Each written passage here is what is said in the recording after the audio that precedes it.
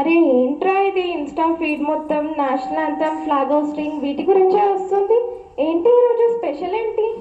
ఈరోజారా అదేదో డేరా, independence డేనా, republic డేరా. ఓ అదే కదా, మన ఫ్రీడమ్ ఫైటర్స్ మన ఫ్రీడమ్ కోసం పోరాడారు అంతే కదా.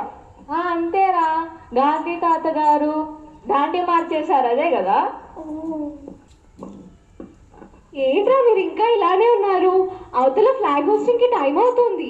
ఈరోజు రిపబ్లిక్ డే కదా, మర్చిపోయారా? పదండి వెళ్దాం. ఏంట్రా నువ్వు దొరికితే హాలిడే మళ్ళీ ఆ ఎండలో కూర్చుందామంటావు. స్కూల్లో అయ్యిండుంటే చాక్లెట్ ప్యాకెట్స్ బిస్కెట్ ప్యాకెట్లో ఇచ్చేవాళ్ళు, ఇప్పుడేంటి బోర్. అరే వెళ్దాం రా, బాగుంటుంది, ఎంజాయ్ చేయొచ్చు, సింగింగ్ ఉంటుంది, డాన్సెస్ ఉంటాయి, బాగుంటుంది, వెళ్దాం. అరే అసలు మీకు రిపబ్లిక్ డే సిగ్నిఫికెన్స్ గురించి తెలుసారా? ఏముంది, అంతే కదా, ఫ్రీడమ్ ఫైటర్స్, ఫ్రీడమ్ అంతే కదా. అదంతా కాదు కానీ నేను చెప్తా వినండి. ఈ రోజు మన భారతదేశం గణతంత్ర రాష్ట్రంగా ఆవిర్భవించిన రోజు.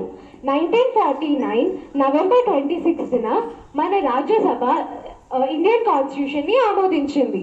కానీ అది 1950 జనవరి 26న అమల్లోకి వచ్చింది. దాంతో బ్రిటిష్ వారి పాలనా చట్టం రద్దయింది.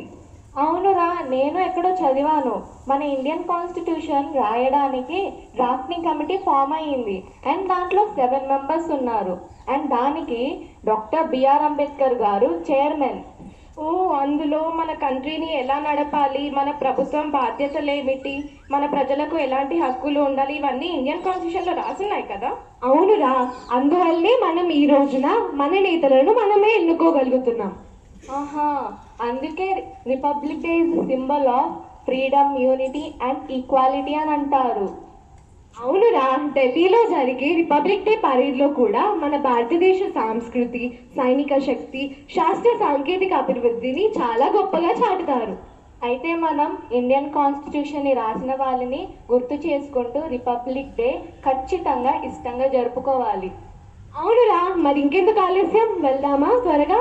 వస్తాం రా, ఒక్క నిమిషం.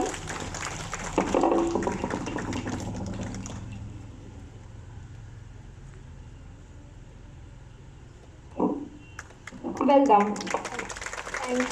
Thank you.